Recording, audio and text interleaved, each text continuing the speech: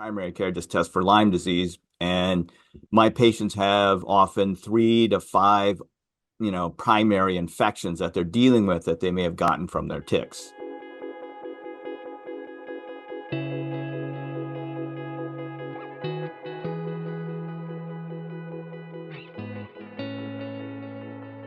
Today in our expert series, I'm chatting with Greg Lee, who is a master acupuncturist and Chinese herbalist, alongside being the founder of the Lyme Research and Healing Center. Greg began his career as a systems engineer on NASA projects, but his own experience with chronic illness led to a change in career path. His practices now focus on Lyme disease, and he has a special interest in UTI. We've collected a lot of questions from our community on this topic, so thank you for joining me to share your expertise. Oh, Melissa, thank you for having me. It's such a pleasure to be here. It's really good because we've had so many questions over the last couple of years about Lyme disease and acupuncture, so maybe we can even talk about that another time. But I wanted to jump straight into some of the basics about Lyme disease so that we can provide some context for the rest of this conversation. Many people have likely heard of Lyme disease and are aware that it is a tick-borne infection, but can you tell us a bit more about the organism behind Lyme disease and other organisms that might be transmitted by a tick? Well, ticks can carry over 80 different infections, and so there's a lot that are missed, not looked for, not tested for, and especially here in the US, mainly, primary care just tests for Lyme disease. And my patients have often 3 to 5, primary infections that they're dealing with that they may have gotten from their ticks. Right. So the main ones that we see, in addition to Borrelia, and there's, over 90 species of Borrelia. Mm. Um, so there's Bartonella, which is a rod-shaped bacteria. There's Babesia, which is a protozoa like malaria. There's a bacteria called Ehrlichia, another one called Anaplasma, brucellosis also, and there's lots of viruses that have here in the US, Heartland virus, Powassan virus. So those are the main ones that we are seeing. There's also a bacteria called tularemia, which is called Mhm. rabbit fever. So those are the That's main ones. quite a lot. Is it possible Also that, mycoplasma. We also see mycoplasma right, transmitted okay. also. Is it possible that someone could have had a tick bite without realizing or without having that classic bullseye rash that we often hear about? Of course, the estimates are about 50% of the people either don't see the bullseye rash or don't get a bullseye rash Hmm. because either it may show up in their hair or their immune system isn't able to produce that rash. And that's often what we see our patients saying, like, they don't remember a tick, they never got a rash, all that. So we hear that, Right. several times a week. So what are So some of the other symptoms if the rash isn't present? So there's like 3 phases of infection. There's like an early phase where a patient can have a rash. If they don't have it, then they often can have fever or Hmm. flu, cold-like symptoms. Some of people call it like a summer flu. And that often shows up as one of the earlier ones. And then you have a second phase where it's like an early disseminated phase, what they call it.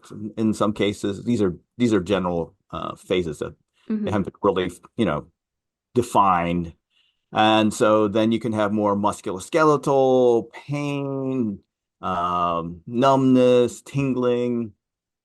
In some cases, some of the co-infections that come with the ticks, besides Borrelia, produce like burning symptoms. You can have emotional symptoms, anxiety, depression, hopelessness, Hmm. suicidal thoughts. You can have cognitive issues, brain fog, memory recall difficulties, inability to focus. So, and this can is Borrelia is known as a great imitator, and you Hmm. see that he, people get misdiagnosed with rheumatoid arthritis or MS or Hmm. ALS or these, really serious diseases, and then they perhaps go to a practitioner that's trained in this and get treated for the infection, and behold, the, severe diagnosis gets resolved. So, yeah. Yeah, I was going to say that it sounds like it has overlapping symptoms with a lot of other conditions. So is it worth trying to get a differential diagnosis from a Lyme practitioner if you have been diagnosed with something else and you're not being able to get treatment? Yes, well, it's always good to get an accurate diagnosis. The difficulty is that most primary care practitioners are not Lyme educated in doing that. Hmm. And so it's still a very small minority of practitioners that are Lyme aware or Lyme literate, how they describe it here. Hmm. And so many people then obviously get diagnosed or misdiagnosed. And one of the most common diagnoses that I see in patients that come into my practice that have not been diagnosed with Lyme disease but suspect it, the number one thing is depression. Right. That's very interesting. If someone is aware they have a tick bite or have a history of tick bite and they've had antibiotics at the time, is it still possible that they still have a tick-borne infection? Yes, because in multiple patient studies, they found what they call persister forms. These are drug tolerant or drug resistant forms of infections, and they found it in skin biopsies, they found it Hmm. in nasal swabs. So there's an organization called ILADS, which is the International Lyme Associated Diseases Society. They have protocols that they're recommending where you're taking like triple antibiotics and you're rotating them to prevent resistance. And so it's very complicated and there's lots of side effects with the protocols. And that's often the people that we see are the ones that are still struggling despite Hmm. months or years of treatment. Right. And going back to the symptoms, how might it affect the urinary tract if you have a tick-borne infection? Well, there are tick-borne infections that can invade and have been found in the bladder. With my colleague Ruth Chris has found, one called Bartonella, and also other ones that she's found detected in whatever pathogenous or other tests that she's done. Hmm. Um, so you get biofilms, you get inflammation, you get pain, you get, you know, inability to empty the bladder, you get, all sorts of chronic symptoms. In a lot of my patients, there's a lot of adrenal fatigue. Hmm. So you have decreased like kidney function often can happen. So that's, there's many different ways that it can affect a patient, especially if they get an infection of these tick-borne illnesses in their, urinary system. Hmm. So is it possible that you could have a tick-borne infection and have urinary symptoms as your only symptoms? Oh yeah. Yeah, of course. Could be, bladder pain. It could be, Hmm. frequent urination. And because a lot of patients that have, a pretty robust immune system, they may not have a lot of symptoms. It's the patients that often have difficulty either having a depleted immune system or they have difficulty detoxing or Hmm. they have other issues that they're dealing with because their immune system just can't keep up. Right, that makes sense. And you mentioned biofilms, so we know they play a role in chronic UTI. How are they involved in tick-borne infection?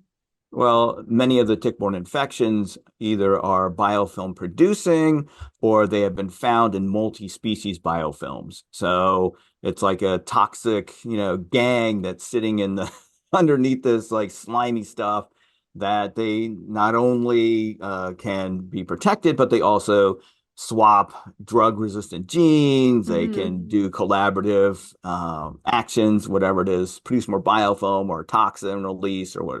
And so that's one of the strategies for treating our chronic infection patients is to have an anti-biofilm strategy. But it's kind of like I used to work in a 24-hour pancake house. Hmm. And at night, when you go into the storeroom and you turn the lights on and all the little, syrup spills and stuff, I bring out all the bugs, you know Yeah. cutting through the biofilm is kind of like turning on the lights in the storage room, and all the bugs kind of go and they kind of scatter throughout the patient. So you have to prepare the person for it Hmm. because it can be too much too soon in some cases.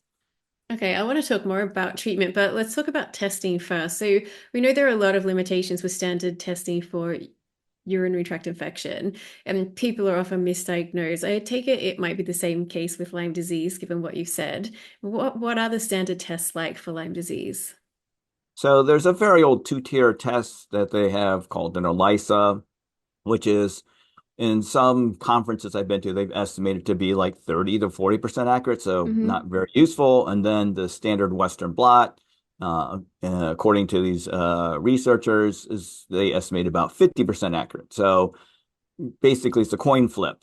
Hmm. And there are many specialty labs that have refined it. They either will culture the blood sample for infections and try to amplify it that way, and then they do their testing. Hmm. And their estimates for some of these are like 80%. There's a urine test that from Series Nano. It's Series Nanotrap, which is supposedly greater than 90% accurate for Hmm. antigens for Borrelia.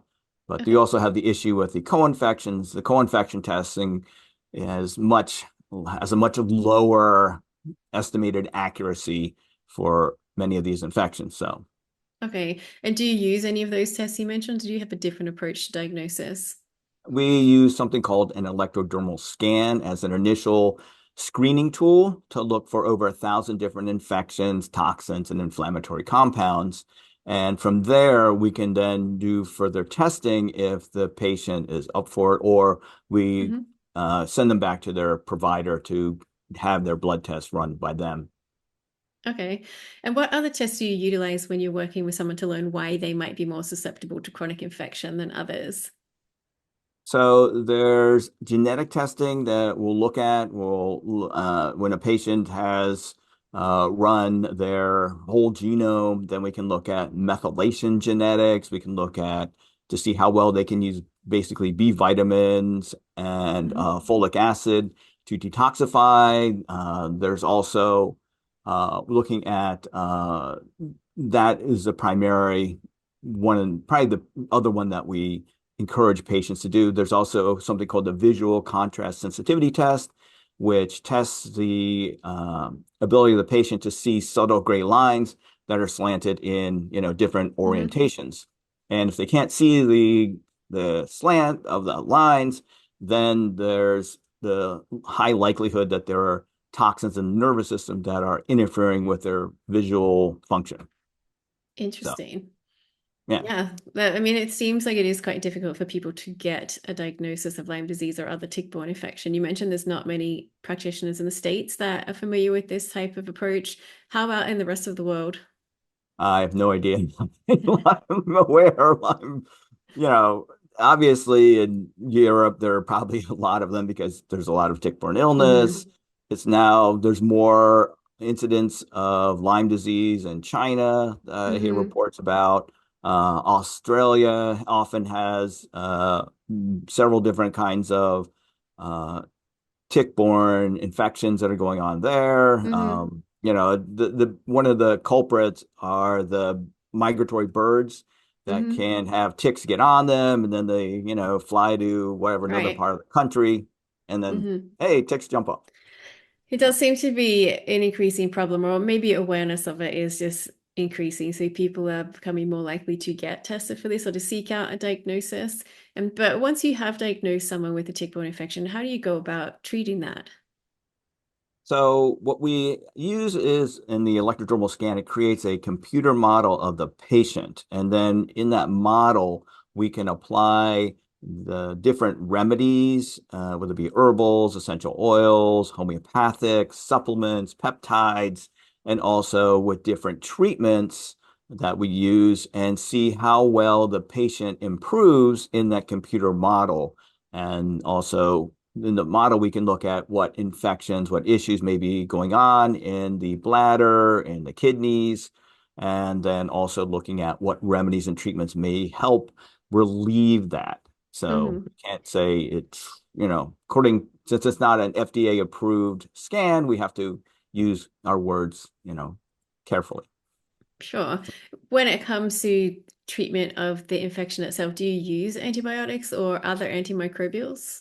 Now, I only use natural remedies, so because Hmm. I don't have prescribing rights in the US. Sure.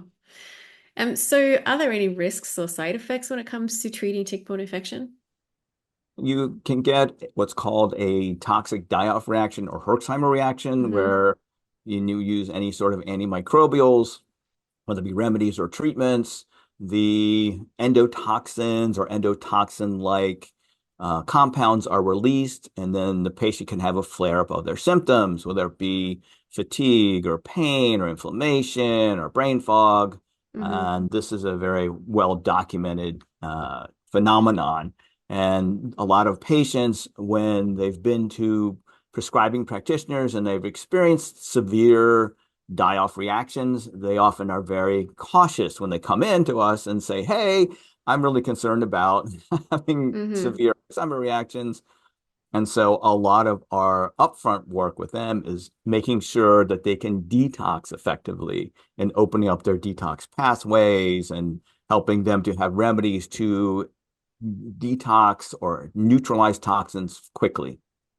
Can you tell us any stories about patients you've seen that have come in maybe with a different diagnosis or with long-term Lyme disease that you have been able to take through to being symptom-free? Yeah, so we had this man, a 54-year-old Caucasian male, and he had been going to one of the top medical centers in the US for many years. He went over 35 times and got multiple diagnoses, multiple medications, and kept getting worse and worse and worse.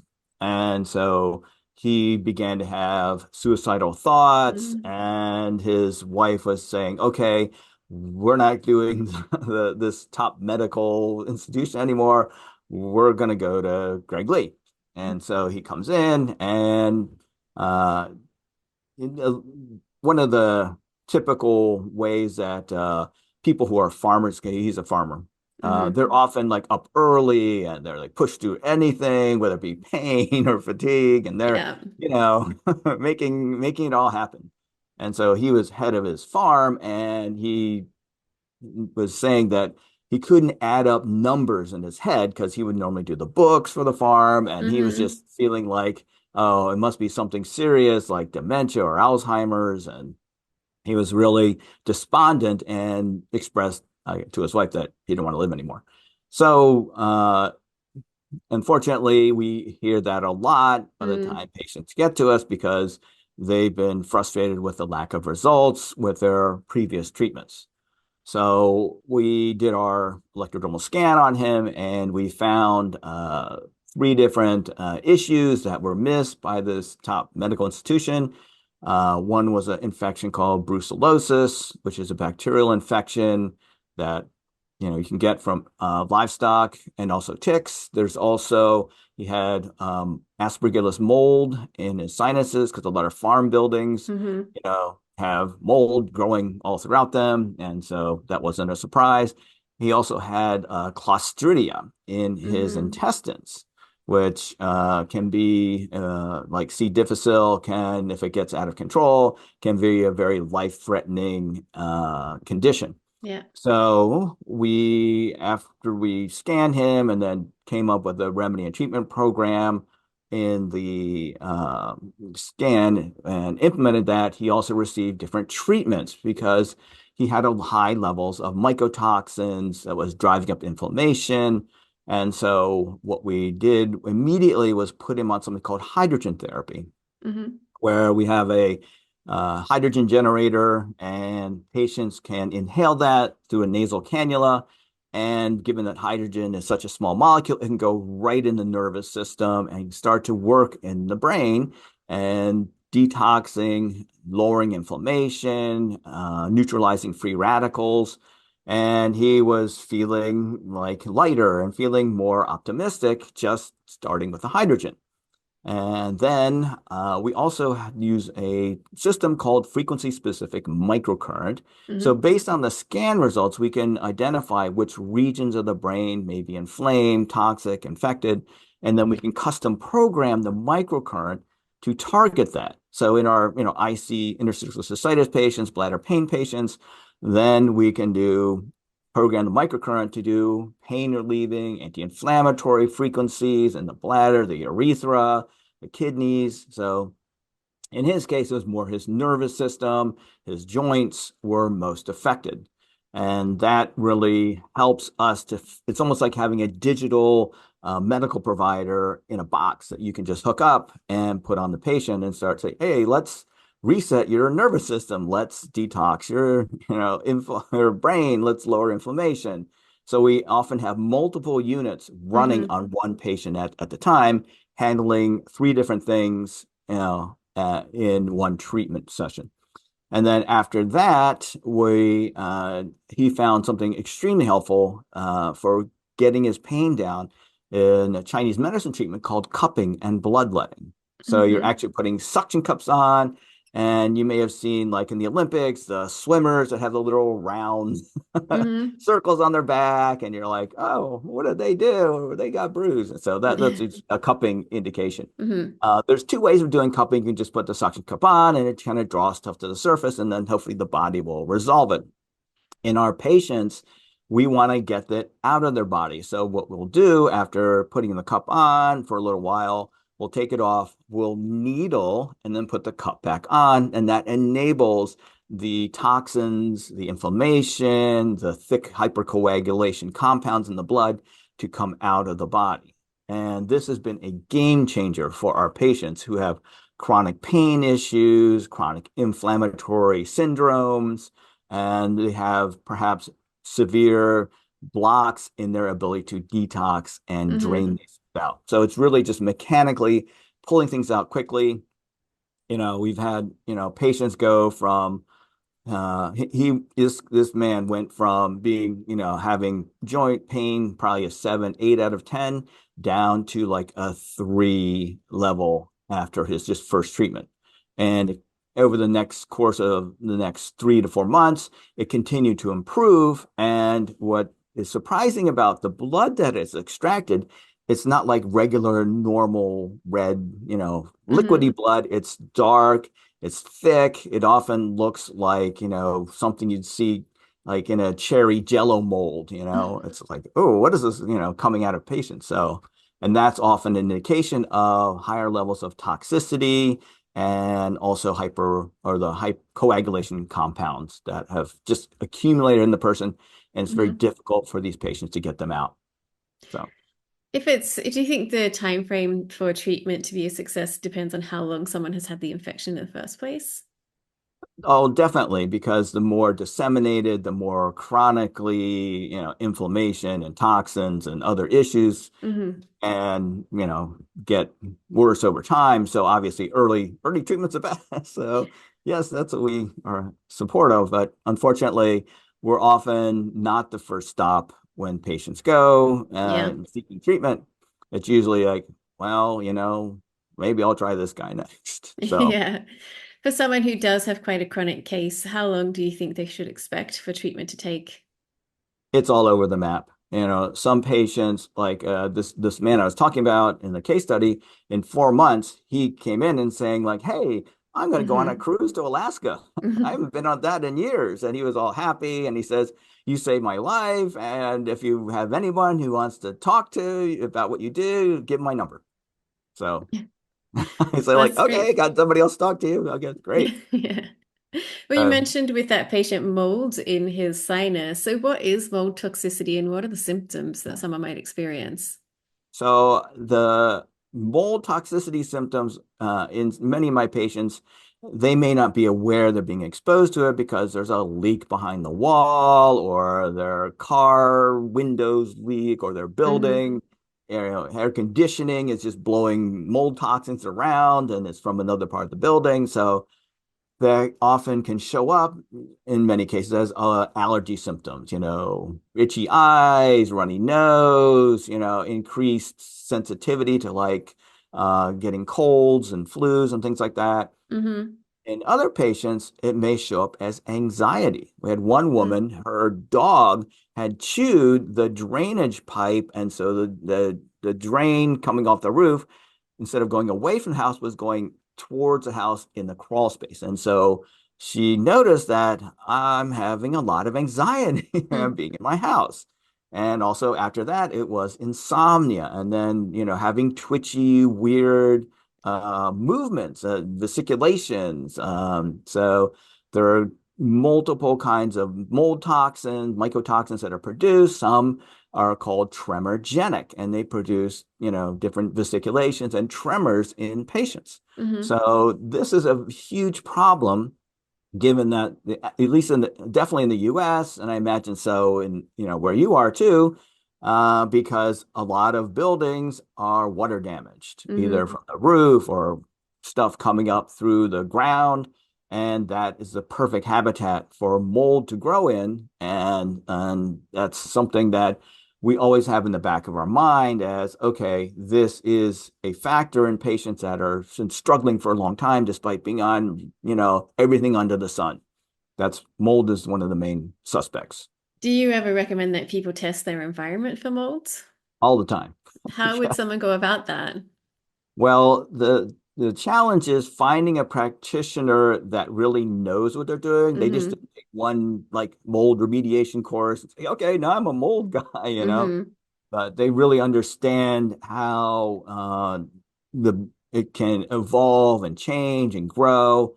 And so they may do actual physical tape samples, they may do air sampling. Okay. We, it's just a matter of, knowing when and where to apply which test to really get the most accurate. And, I've unfortunately have patients go like, oh yeah, I have that funny smell in my basement. And I'm like, oh no, Yeah. you need to really get that looked at and checked out, I so guess it's more obvious if you can smell something, but it's not always the case, I'm sure. yeah. It could just be that they just have a symptom pop up and they're like, Hmm. never had this before, never been anxious before or whatever. Yeah. We have heard from a few people who've noticed that they've gone on holiday and their symptoms have gone away. So that's for them identified that something is happening in their home environment. I suppose that could Now, be is an that true for the indication. UTI patients that their symptoms go away when they go on holiday? Sometimes, yeah. Well, when your body gets exposed to the mold toxins, one way is eliminating them through the urinary system. Hmm. So you're going to get inflammation. Also, a lot of the molds produce something called oxalic acid, which then binds and forms crystals in the body, and they're like little shards of glass. And a Hmm. lot of them get eliminated through the urine. So you have all these little glass shards you're peeing out, and that can also create inflammation, pain, tissue damage. So that's another thing that we see in our mold patients. And it's almost all the mold protocols that I see out there in the US, they do not address oxalate toxicity in the body. Hmm. So that's one of the things that we find has been very helpful for our bladder pain patients is to address, helping them reduce oxalate load in their body, get off high oxalate foods, and obviously get out of the exposure to environmental mold as much as possible. How do you test for mold toxicity in someone? So we use the electrodermal scan to Hmm. scan for different mycotoxins and then also different mold species. And then also, looking at their history, looking at their other testing, it's become more in the Lyme aware community that they need to do more testing for mycotoxins and mold in patients. Why might someone be fine around mold and another person not be? Because we'll often hear from people who live in the same house as someone and they've been impacted by the mold while their partner hasn't. Right. So there's a clinician. He's retired now, called Dr. Richard Shoemaker, and he did a lot of research around mold and genetics, and he found Hmm. that approximately 25% of the patients are lacking something called human leukocyte antigen genes for detoxing mold toxins and Lyme toxins and Babesia toxin and toxic algae toxins and so on. And if a patient is unable to get these out, then they basically just accumulate them and they get sicker quicker often than other people around them who are saying, like, okay, I can produce this antibody, tag the mycotoxin, and I can get it out. So that's often one of the differences. Okay. And also, if they have other immune issues, immune challenges, then it can be an overwhelm for the patient, and they just don't have the capacity or the bandwidth to be able to process whatever they're exposed to. Yeah, and I suppose that's the case for a lot of people with chronic urinary tract infection as well. There's always something going on with the immune system, and that overload is a problem. Yeah, what happened to that perfect life where nothing ever goes on and it's like, we can just have fun all the time and drink and eat Occasionally, anything we want. yeah, that would be nice. I do meet people like that sometimes. Seems like a Yeah, I nice way to know. be. But what does treatment for mold toxicity look like? So we look at whatever species and mycotoxins that we can address or pick up in the scan, and then we will select different remedies that have been researched to be able to inhibit the different, mold species or fungal species. And in a lot of Hmm. cases, it could be candida also in there. And then also using different binders to bind to the mycotoxins in the intestines. Also, microparticles. We do a lot of work. We're in a research facility here and are researching the using microparticles for addressing infections and toxins and inflammation. So we can custom formulate them in over the course of a patient visit and give that to the patient when they leave. And that has been effective in terms of like helping to deliver greater quantities of these like essential oils or supplements or Hmm. herbal into the nervous system or into the sinuses to help reduce the toxin load and also the mold, levels too. Are there essential oils that directly help relieve bladder symptoms? Oh, there's tons of them. In fact, we have a top five essential oils for UTIs download available, which I'm sure you'll make, I'll be sure sent to you put the it in the video description so people can download it after they watch. Yeah, yeah. So there's ones that we use that are highly antifungal, whether it Hmm. be like oregano, clove, thyme.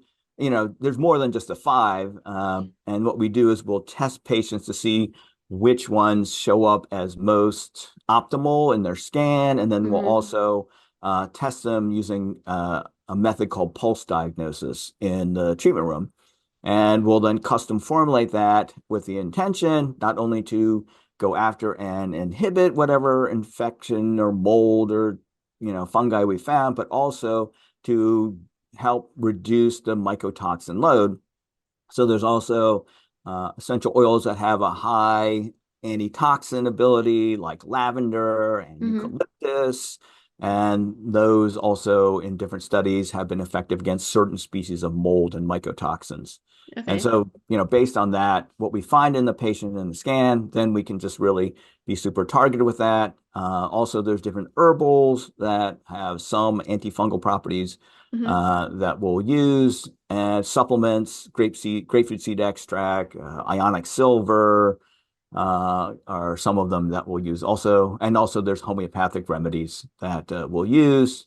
If we can identify the species, then we can often find a specific, what's called a German biological homeopathic remedy to target that species, and that often helps.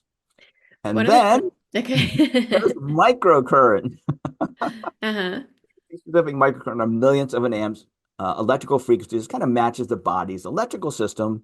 And it's been used for over 100 years. Hmm. And in the last probably 30 years in the US, it's really has become much more popular Okay. with medical providers. And there are frequencies that will help with detoxifying mycotoxins and helping to relieve inflammation. And you can target, as I mentioned a little earlier, you have a bladder frequency, you have a urethra frequency, you have kidney, adrenal, also different nasal passages and Hmm. sinuses and all. So wherever we can pick it up, wherever the person may have symptoms, then we can test and create the microcurrent program custom to them, run it, and then see what kind of improvements they can have within a single treatment. Does the microcurrent itself cause any pain? So when you have microcurrent frequencies, for the most part, I mean, if you really wanted to, you could cause pain. But for the most part, if you pick the incorrect frequency, the body just kind of goes and doesn't really react to it. You'd Hmm. really have to work at it, and like in very rare cases, it may cause pain, but for the most part, no, you really have it. Nah. Well, where can patients find out more about your work? And do you also train clinicians in how to use these approaches?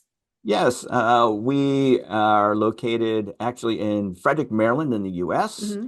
and our website is lymeresearchcenter.com. And we have our clinic here, and then also we have a online community called Heal for Real, where we offer weekly trainings on a monthly topic. And so this month's topic is using lasers and LEDs for healing infections. And Hmm. we've been doing this for 3 years, so we have over 100 recordings also that you can get access to when you join the community.